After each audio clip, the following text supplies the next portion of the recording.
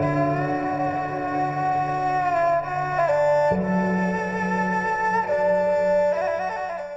ៀនកាត់ចិត្តរឿងណាកន្លងផុតទៅហើយឲ្យវាផុតទៅចុះកុំស្ដាយអីស្ដាយទៅក៏គ្មានបានផលអីមកវិញដដែលបើរឿងអាចកែខៃបានប្រឹងដោះស្រាយទៅតែបើកែខៃមិនកើតទេចាត់ទុកថាវាជាផលបាបរបស់អ្នកទៅចុះអ្នកអាចយកវាជាបទពិសោធន៍ជីវិតបាន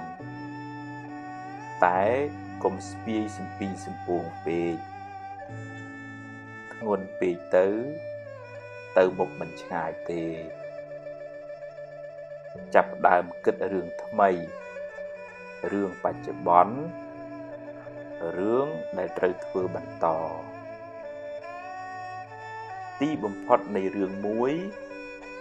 ជាចំណុចចាប់ផ្ដើមនៃរឿងថ្មីមួយទៀតបើអ្នកព្រមបញ្ចប់វាតែបើអ្នកនៅក្តៅក្រហាយនឹងរឿងចាស់មានន័យថាអ្នកអនុញ្ញាតឲ្យទុកពីអតីតបង្កើតកូនចៅមករំខានអ្នកដល់ពេលបច្ចុប្បន្នបន្តទៀតអ្នកនៅតែជាជនរងគ្រោះរបស់អតីតកាលដដែលខ្មោចងាប់ហើយត្រូវយកទៅកប់កុំទុកនៅលើផ្ទះយូរពេកពេលកប់ហើយកុំគាស់មហិតអីក្លិនមិនល្អទេបើដើរត្រូវសម្លឹងទៅមុខកុំបែរក្រោយយូរពេកប្រយ័ត្នមានគ្រោះថ្នាក់បើអ្នកប្រឹងប្រែងថែរក្សាវាហើយតែវានៅតែមិនគង់វង្សមានន័យថារបស់នោះមិនមែនជារបស់អ្នកទេរៀនអនុញ្ញាតឲ្យអតីតកាលកន្លងហួសអ្នកទៅហើយរៀនអត់ឱនឲ្យខ្លួនឯងផងប្រឹងប្រែងតស៊ូពីថ្ងៃនេះតទៅរៀនដោះលែងខ្លួនអ្នកពីអតីតកាលជីវិតអ្នកនឹងបានប្រសើរ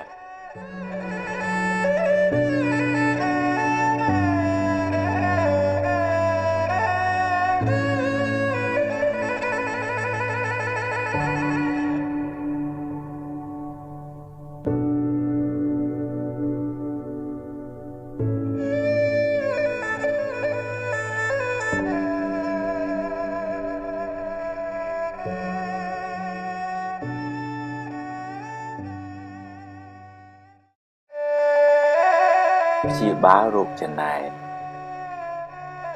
ពេលឃើញគេបានជោគជ័យទម្លាប់អបអរសាទរគេទៅកុំចំណែនអីចំណែនទៅគ្មានបានអីមកយើងផងបានតែក្តៅក្រហាយចិត្តឥតប្រយោជន៍ហើយបើគេដឹងគេស្អប់ទៀតគេប្រឹងគេចេះគេមានបុណ្យទើបគេបានបើយើងអត់យើងប្រឹងទៅមិនមែនត្រឹមតែត្រេកអរទេតែទម្លាប់ទៅនិយាយលើកទឹកចិត្តពេលគេធ្វើបានល្អចិត្តអ្នកក៏ត្រជាក់បុណ្យក៏បានមិត្តភាពក៏ល្អតែបើគេបានដោយទុច្ចរិតយើងគួរសង្វេគអាណិតថាគេបានសាងបាបកម្មថ្ងៃណាមួយគេនឹងទទួលផលកម្មនោះវិញមិនខានយើងមិនត្រេកអរជាមួយគេទេហើយក៏គ្មានអីត្រូវចំណែនដែរតែគួរអាណិតវិញ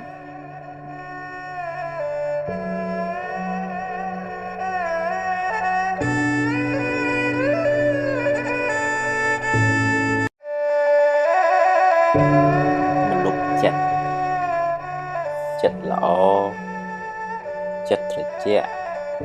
ចិត្តទន់ភ្លន់ចិត្តមានមេត្តាចិត្តរីករាយចិត្តត្រេកអរចំពោះសេចក្តីសុខរបស់អ្នកដទៃចិត្តមិនសូវស្មុគស្មាញចិត្តលះដាច់ស្រឡះចិត្តធ្ងន់ចិត្តចេះអត់ឱនយោគយល់ចិត្តភ្លេចរឿងមួម៉ៅចិត្តចងចាំរឿងល្អរឿងបុណ្យកុសលចិត្តក្លាហានហ៊ានទទួលរឿងល្អក្តីមិនល្អក្តីចិត្តតស៊ូចិត្តព្យាយាមចិត្តមិនចុះចាញ់ចំពោះឧបសគ្គចិត្តមានក្តីសង្ឃឹមចិត្តមិនប្រកាន់ហួងហែងខ្លាំងចិត្តហ៊ានទទួលស្គាល់ការពិតនៃជីវិតចិត្តមិនសូវព្រួយបារម្ភចិត្តមិនសូវមានទុក្ខកង្វល់បើធ្វើចិត្តដូច្នេះបានអ្នកនឹងបានសេចក្តីសុខច្រើន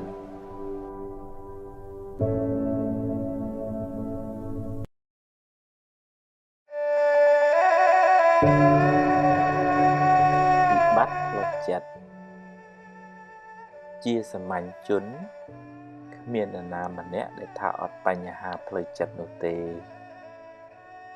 គ្រាន់តែតិចច្រើនតាមកម្រិតនៃការអប់រំចិត្តរៀងខ្លួនចិត្តមានវិបត្តិព្រោះចិត្តសម្បូរមេរោគដូចជាមួម៉ៅក្តៅក្រហាយឆេវឆាវខឹងក្រោធភ័យព្រួយបារម្ភស្ដាយសំណោះគិតច្រើនស្មុគស្មាញមិនដាច់ស្រេចជាប់ជំពាក់ហួងហែងច្រើន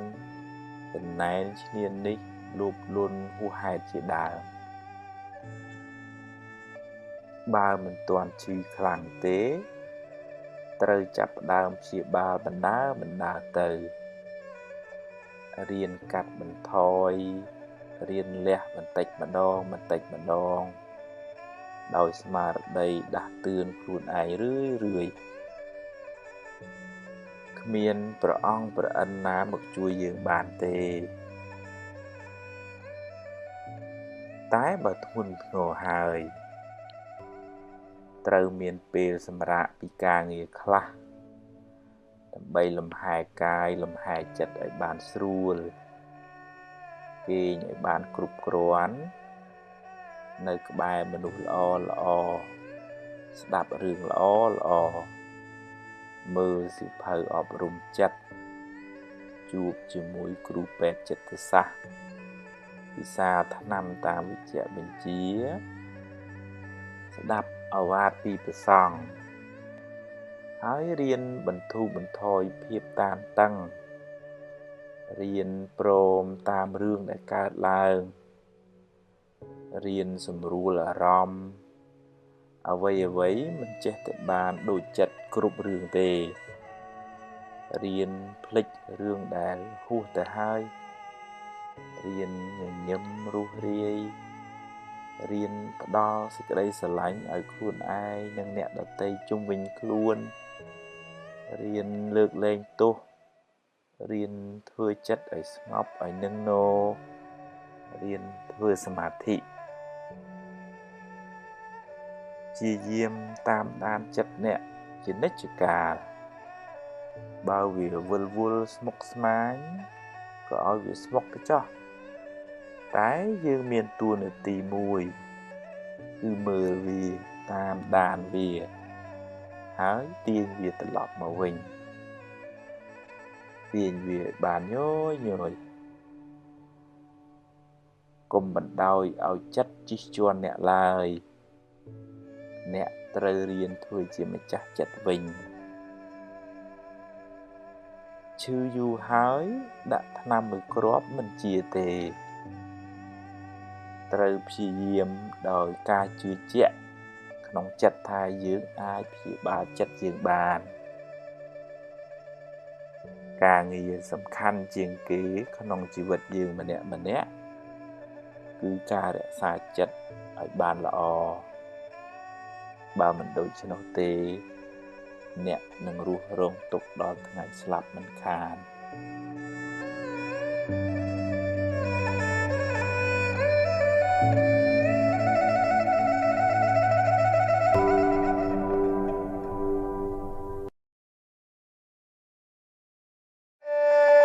ឈឺមិនដឹងខ្លួនឆេវឆាវច្រើនអន់ចិត្តច្រើនស្មុគស្មាញច្រើនគិតច្រើនពិបាកចិត្តច្រើនយូរទៅคล้ายជាជំងឺផ្លូវចិត្តដោយមិនដឹងខ្លួនរហូតដល់ថ្នាក់បញ្ជាចិត្តលែងបានជីវិតអ្នកនឹងវិលវល់រកសុខមិនឃើញឡើយរាងកាយប្រែคล้ายទៅជាស្ពឹកស្រពន់មិនចង់ធ្វើអីចិត្តមិនលុះលាញរុញរាមិនស្ទុះស្ទាពេលខ្លះទៅជាភ័យខ្លាចគ្រប់រឿងណាមិនគួរភ័យក៏ភ័យដែរថាមិនចង់គិតទេតែចិត្តចេះតែគិតហើយគិតចេញតែរឿងខុសប្រហែលជាដល់ពេលដែលអ្នកត្រូវសម្រាកពីការងារខ្លះបន្ថយសម្ពាធខ្លះមានពេលលំហែខួរក្បាលហើយរៀនផ្ដល់សេចក្តីស្រឡាញ់ឲ្យខ្លួនឯងរឿយថាសូមឲ្យខ្ញុំបានសុខរួចផុតពីទុក្ខសូមឲ្យខ្ញុំបានសុខរួចផុតពីទុក្ខនឹកដល់ពាក្យនេះឲ្យបានរឿយហើយទម្លាប់ហៅចិត្ត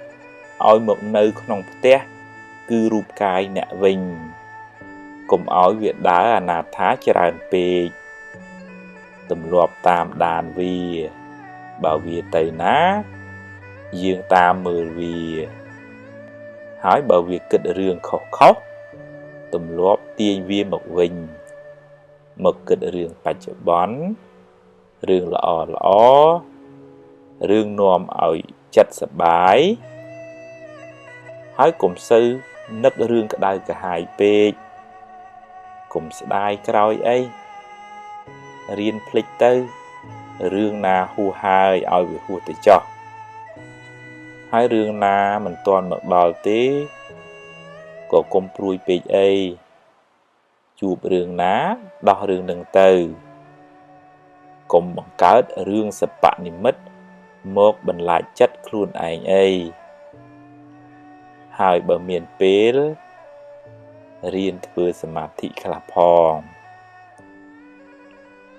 វាជារឿងលំបាកវឹកហាត់ចិត្តនេះណាស់តែអ្នកត្រូវតែព្យាយាមបន្តិចម្ដងគ្មានអ្នកណាជួយអ្នក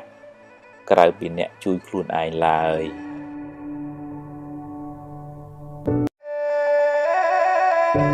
ខ្លាច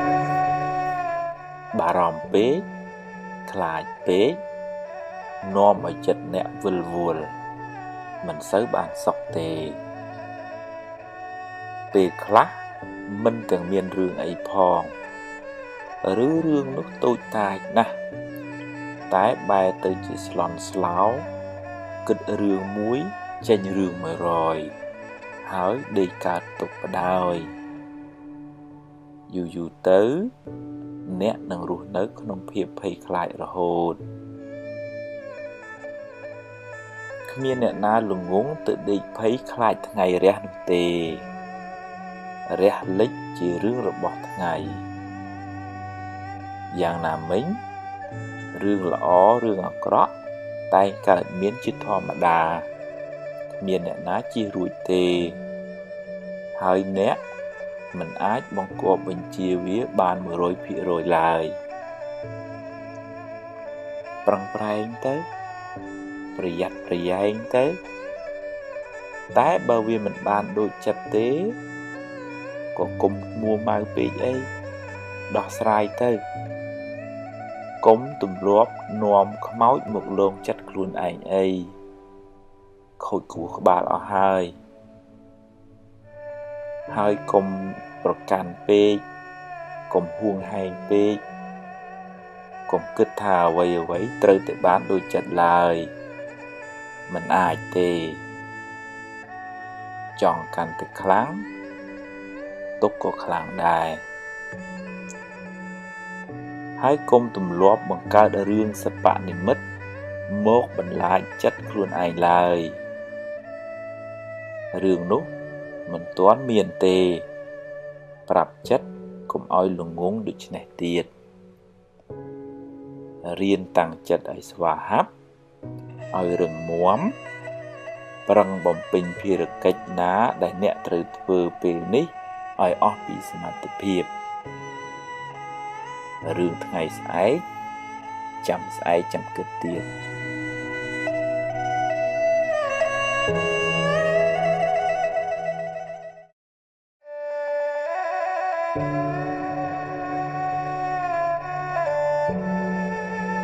បើឃើញគេធ្វើបានល្អ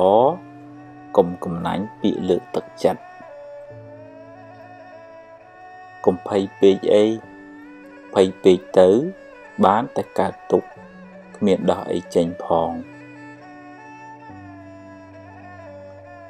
ចង់ឲ្យគេគោរពត្រូវចេះគោរពគេមុន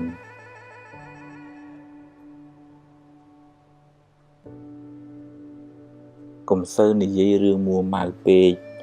ខាតពេលផងខូចចិត្តផងហើយបាបទៀតកុំយកកំហឹងជាម្ចាស់ត្រូវធ្វើជាម្ចាស់កំហឹងវិញ